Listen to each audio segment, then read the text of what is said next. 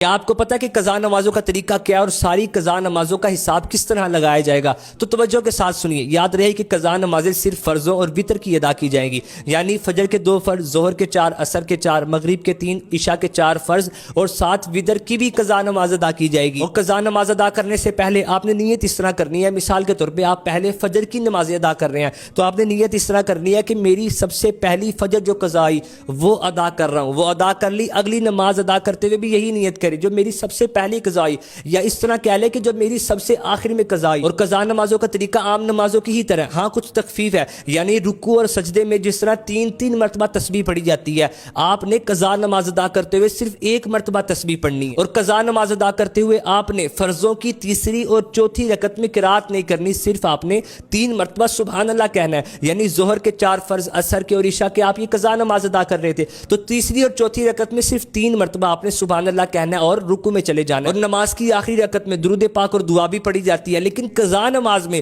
آپ نے التحیات کے بعد صرف اللہم صلی علی محمد کہہ کر سلام پھیر لینا ہے. اور ایک تخفیف یہ بھی ہے کہ وتر کی تیسری رکعت میں قرات کرنے کے بعد تکبیر قنوت اور دعائے قنوت بھی پڑھی جاتی ہے، لیکن قضا نماز ادا کرتے ہوئے آپ نے دعائے قنوت مکمل نہیں پڑھنی، صرف 3 مرتبہ اللہم اغفر لی کہہ کر آپ نے رکوع میں چلے جانا ہے. اب قضا نمازوں کا حساب کس طرح لگانا ہے؟ اپنے ذہن میں سوچیں کہ کتنے عرصے کی میری نمازیں رہتی ہے جو میں نے ادا کرنی ہے، تو ان کو ادا کرنا شروع کریں. اگر آپ کو یاد نہیں آتا تو یہ تو یاد ہوگا کہ کس عمر میں آپ بالغ ہوئے، اس کے بعد کتنے عرصے تک آپ نے نمازیں نہیں پڑھی، یا پڑھی تو ہے لیکن صحیح طریقے سے ادا نہیں کر سکے، تو ان نمازوں کو ادا کریں. اگر یہ بھی یاد نہیں کہ کس عمر میں بالغ ہوا، تو پھر لڑکا 12 سال کی عمر سے اور لڑکی احتیاطاً 9 سال کی عمر سے حساب لگائے اور پھر نمازیں ادا کرنا شروع کریں. مثال کے طور پہ آپ نے حساب لگایا تو 300 فجر کی، 300 ظہر، 300 عصر، مغرب، عشاء اور وتر، یہ نمازیں آپ کے سامنے آئی. تو جس طرح آپ کو بہتر لگتا ہے اس طرح ادا کریں. بہترین طریقہ یہ ہے کہ پہلے فجر کی ادا کر لیں،